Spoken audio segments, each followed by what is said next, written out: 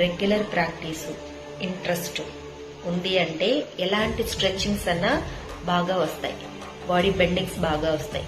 Bendings రావడం, ఆసనాలు చేయడము అంటే హెల్త్ ఇంప్రూవ్ అవడం, ఫిట్నెస్ ఇంప్రూవ్ అవడం. రెగ్యులర్ ప్రాక్టీస్ తోనే ఇది సాధ్యం.